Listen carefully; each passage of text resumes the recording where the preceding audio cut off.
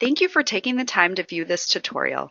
This session will cover the Senior Rental Housing Pilot Program.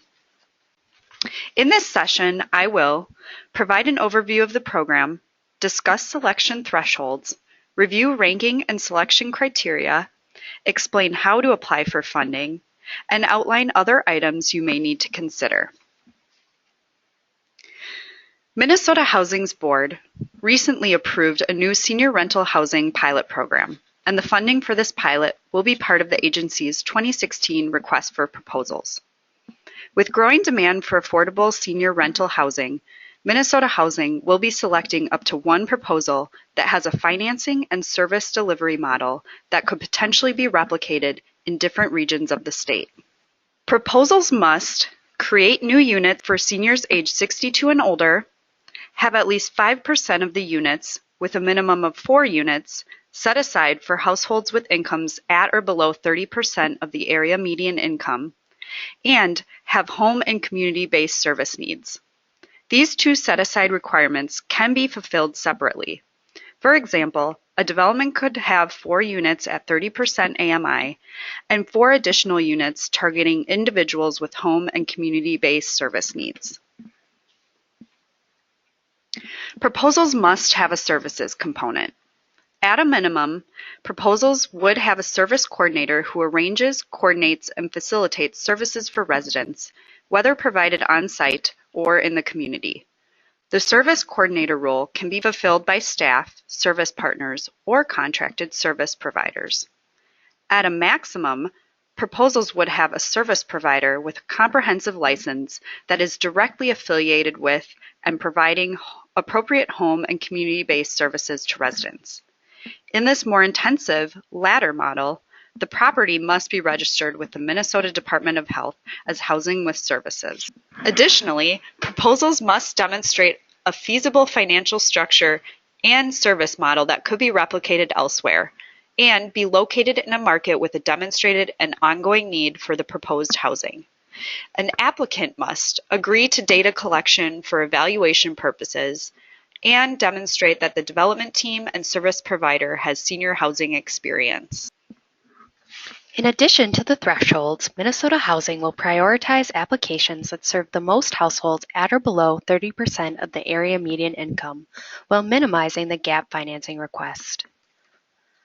The agency will also look for proposals that support and promote aging in place and that meet the other selection criteria outlined in the Deferred Loan Priority Checklist.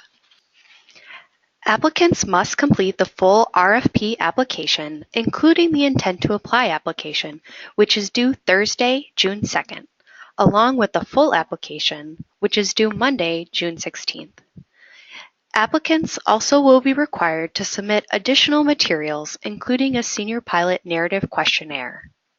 The questionnaire is available on the agency's website. The topics covered in the questionnaire are property information, housing model and services, detailed plan of how the development will support aging in place, tenant characteristics, referrals, screening process, and occupancy requirements, and the financial structure. In addition to the standard application materials required for deferred funding requests, as well as the narrative questions mentioned in the previous slide, Minnesota Housing requires the applicant to submit the following documents: a market study dated within 6 months of the application due date, a signed syndicator letter of intent, if applying for tax credits, a draft tenant selection plan, marketing plan, management agreement and lease, an assisted living certification signed by the owner, operator financials, and a memorandum of understanding is required for applicants who will be using an external partner, contractor, or provider for the delivery of services. The MOU must outline each party's roles and responsibilities.